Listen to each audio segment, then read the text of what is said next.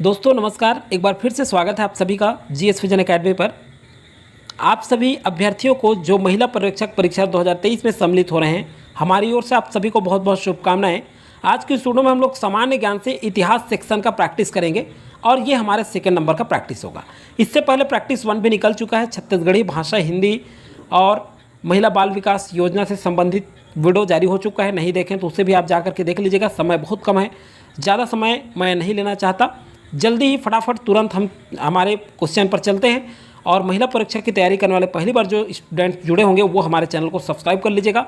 सारी वीडियो आपको मिल जाएगा। प्लेलिस्ट बना दिया हूँ मैं, प्लेलिस्ट में आप जा करके देख सकते हैं महिला परीक्षक परीक्षा 2021। उसमें मैथ्स, रीजनिंग, सारे क्वेश्चन 2021 का और 2023 का प्रैक्टिस सेट आपको मिल जाएगा।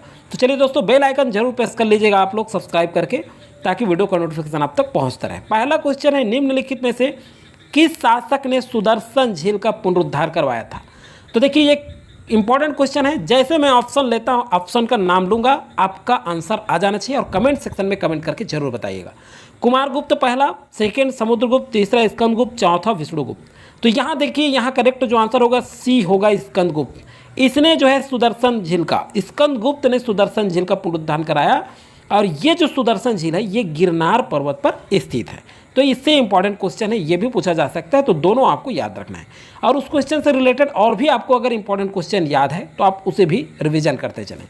चलिए, सेकंड क्वेश्चन है, नालंदा विश्वविद्यालय की स्थापना किसने की थी? 4 ऑप्शन है, आप टिक जरूर कीजिएगा। कुमारगुप्त, समुद्रगुप्त, सम्राट अशोक, बिंदुसार। तो देखिए आंसर कौन सा आएगा, चलिए कमेंट करके जरूर बताइए कौन सा आंसर है। देखिए, नालंदा विश्वविद्यालय की स्थापना किसने की थी? तो यहाँ करेक्ट जो आंसर होगा ये कुमारगुप्त होगा। कुमारगुप्त ने नालंदा विश्वविद्यालय की स्थापना की। अब देखिए, इससे रिलेटेड जो क्वेश्चन है, प्रथम गुप्त शासक समुद्रगुप्त थे, जिन्होंने परम भागवत की उपाधि धारण की थी। ये भी इंपॉर्टेंट क्वेश्चन है। तो इस तरह से आप रिलेटेड इंपॉर्टेंट क्वेश्चन जरूर करते चलिएगा। अपने क्वेश्चन, अपने तैयारी को जरूर परखिए कितने क्वेश्चन आपसे बनते हैं।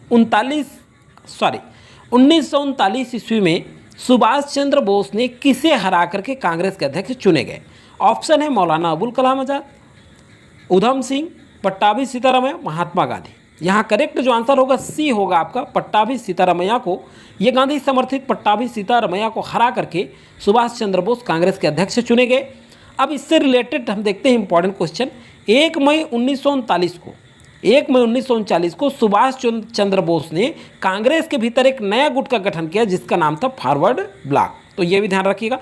नेक्स्ट है, स्वतंत्रता संघर्ष के दौरान इसने फ्री इंडियन लीजन नामक सेना बनाई थी। फ्री इंडियन लीजन नामक सेना किसने बनाई थी? सुभाष चंद्र बोस ने। तो ये दोनों क्वेश्चन आपको याद रखना है। नेक्स्ट क्वेश्चन है आपका, कांग्रेस ने अपना पूर्ण स्वराज का लक्ष्य किस अधिवेशन में घोषित किया? लाहौर अधिवेशन, काकोरी अधिवेशन, तृतीय गोलमेज सम्मेलन, कोई नहीं। करेक्ट जो आंसर होगा दोस्तों यहाँ पर लाहौर अधिवेशन। 1929 की लाहौर अधिवेशन में कांग्रेस ने अपना पूर्ण स्वराज्य लक्ष्य घोषित किया और इसके अध्यक्ष थे जवाहरलाल नेहरू। तो ये इंपॉर्टेंट है, ध्यान रखिएगा। कौन थे? जवाहरलाल नेहरू। ये थे क्या, इनके अध्यक्ष थे, ध्यान रखेंगे। और रावी नदी के तट पर 12 बजे नवग्रहित तिरंगा झंडा को फहराया गया था, ध्यान रखिएगा। इसी अधिवेशन में 26 जनवरी, कब? 26 जनवरी 1930 को, कब? 1930 को प्रथम स्वाधीनता दिवस मनाने का निश्चय किया गया।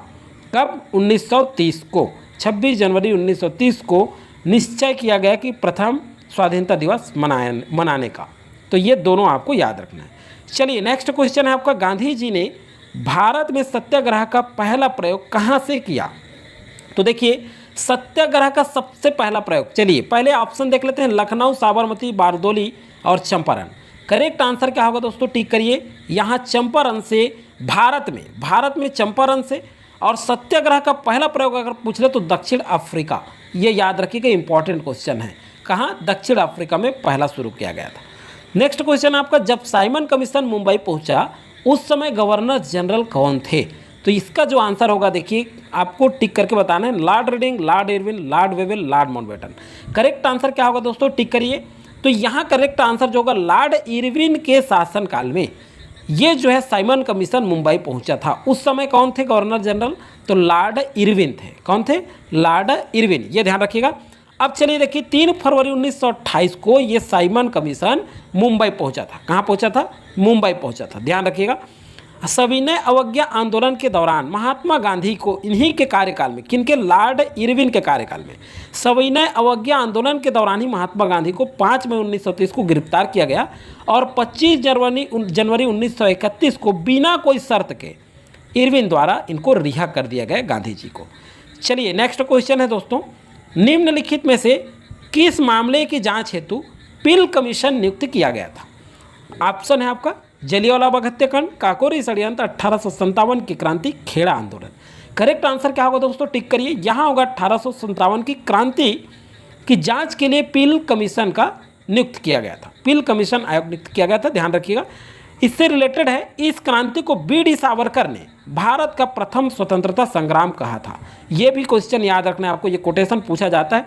भारतीय सेना में प्राप्त होने का सबसे ऊंचा पद, उस समय भारतीय सेना को सबसे ऊंचा पद जो मिलता था वो सूबेदार था। कौन सा था? सूबेदार था। चलिए नेक्स्ट क्वेश्चन है, खेड़ा का युद्ध किनके बीच हुआ? साहू और ताराबाई, अंग्रेज और शिवाजी, बाजीराव, निजामुल मुल्क, कोई नहीं।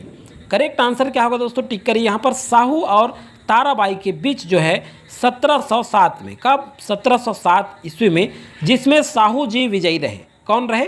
साहू जी विजयी रहे। तो ये साहू और ताराबाई के बीच खेड़ा का युद्ध हुआ था।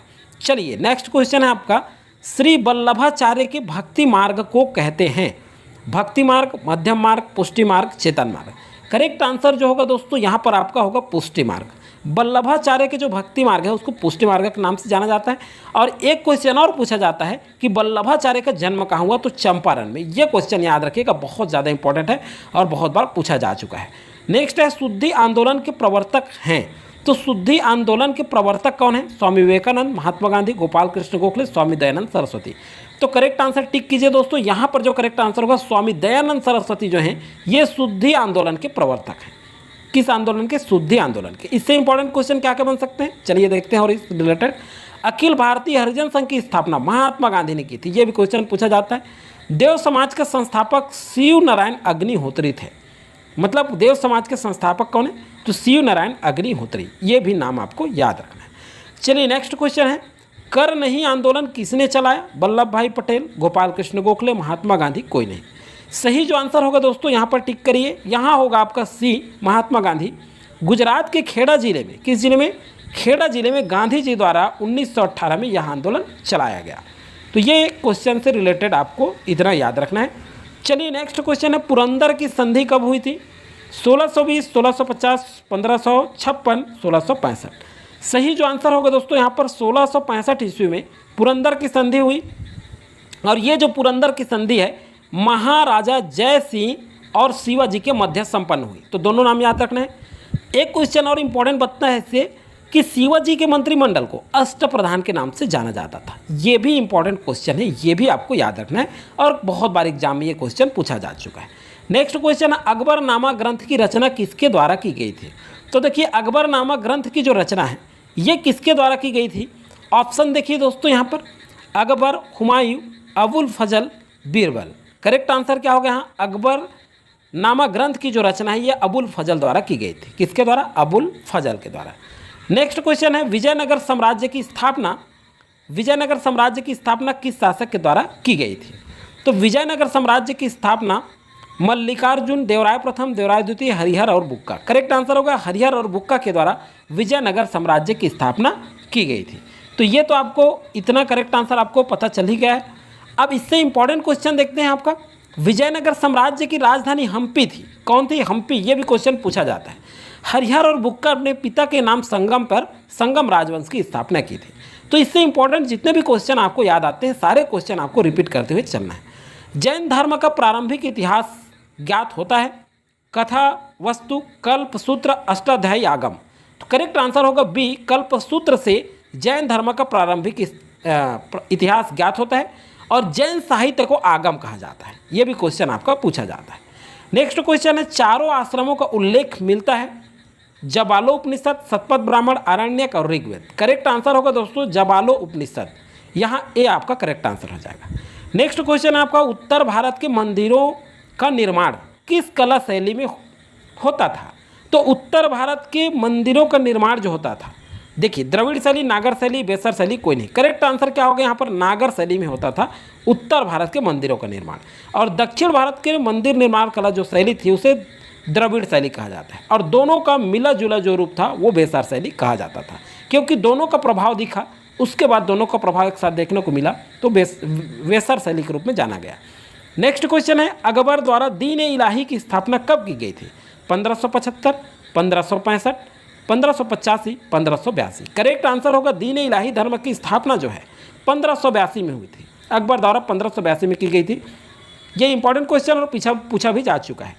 अब देखिए नेक्स्ट क्वेश्चन आपका, दहसाला बंदोबस्त व्यवस्था किसने लागू की थी? मानसी, टोडरमल, अकबर, सासाराम। करेक्ट आंसर होगा दोस्तों यहाँ पर टोडरमल ने इस दहसाला बंदोबस्त व्यवस्था लागू की थी। नेक्स्ट क्वेश्चन है आपका, किस शासकों की मुख्य विशेषता स्थानीय स्वशासन थी? यहाँ देखिए, चोल शासक, राष्ट्रकूट, चालुक्य, पालवंश। करेक्ट जो आंसर होगा दोस्तों, जो स्थानीय स्वशासन जो मुख्य विशेषता थी ये चोल शासकों की थी। किसकी थी? चोल शासकों की। तो यहाँ पर ये आपका करेक्ट आंसर होगा। नेक्स्ट क्वेश्चन आपका, चतुर्थ वैद्य बौद्ध संगीति का आयोजन किस शासक के शासनकाल में हुआ?